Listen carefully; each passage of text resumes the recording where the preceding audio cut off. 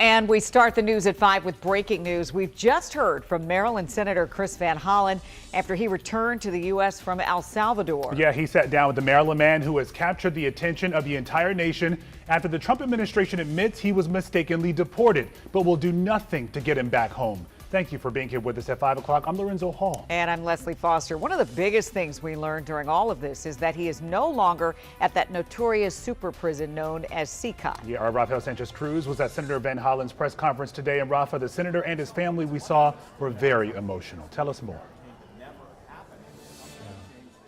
Lorenzo, Leslie, a lot to take in from that update from Senator Van Hollen. But it's interesting that you mentioned, Lorenzo, that this is a case that's garnered so much attention internationally at this point. And it was interesting to hear Senator Van Hollen say that Kilmar Abrego Garcia has no idea that people are rallying behind his case. And as you mentioned, Leslie, I think the most notable thing is that he was transferred from that notorious prison in El Salvador that houses gang members, CCOT.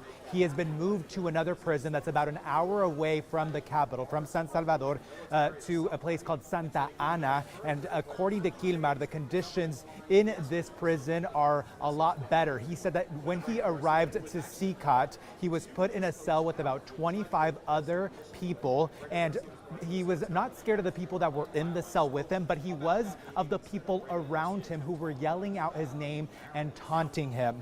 So Senator Van Hollen said that he met for him for about an hour. That conversation that they had was at the hotel that Senator Van Hollen was staying in San Salvador, the capital of El Salvador. And when it was only after he drove to CCOT, he was stopped by guardsmen who told them they had to turn around. And then later, the government of El Salvador reached out and coordinated this conversation that was about an hour. And the first thing out of Kilmar Abrego Garcia's mouth was the concern over his family. And he asked a lot about his 5-year-old son, as we know, who has autism. But I want to share some of the words that Senator Chris Van Hollen told this Maryland man who was deported to El Salvador despite having an immigration protection to keep him in the country. Let's listen. His conversation with me was the first communication he'd had with anybody outside a prison since he was abducted. He said he felt very sad about being in a prison because he had not committed any crimes. When I asked him what was the one thing he would ask for in addition to his freedom, he said he wanted to talk to his wife, Jennifer. I told him I would work very hard to make that happen. Interesting. We asked Senator Chris Van Hollen why the Salvadoran government actually agreed to have this conversation.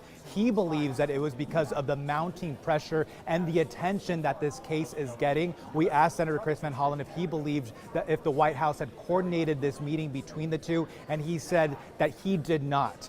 Senator Van Hollen also mentioned that Kilmar Abrego Garcia has not been told by Salvadoran officials why he's being held in custody in his native country. And just to wrap up, I want to talk about something that's gotten a lot of attention on social media. The two photos that have been released, or set of photos that have been released. We have Senator Van Hollen's, which shows some glasses on the table. He says they drank water and coffee. And then other photos published by the president of El Salvador, Nayib Bukele. Those show glasses with either that are rimmed with either salt or sugar and some cherries. President Nayib Bukele took to social media and said that they were drinking margaritas together. He was saying that actually Salvadoran officials put those glasses down while they were having a conversation, and he said Senator Chris Van Hollen is saying that the Salvadoran government is being complacent in keeping Kilmar Abrego Garcia in El Salvador, and he wanted to share the controversy about these glasses because he says it shows what they're willing to do to portray this man and portray this meeting that they had in a different light. Again, a lot of questions about what he can do moving forward and what other members of Congress can moving forward, and we'll have more about that coming up in the 6 o'clock hour. I'm live in Dulles. Back to you, Lorenzo and Leslie. Glad you talked about those pictures because there was a lot of conversation about that last night when they were released and even through today about Were they staged? Was there anything in there? Did they drink anything? How did The that happen? margaritas. People noticed. He Right. says they're trying to paint this picture of Abrego Garcia that's really not true. He's urging the Trump administration to make these claims not on social media, not at press conferences, but to bring all of that to the courtroom. Yeah, we'll see if that happens. All right, Rafa, thank you.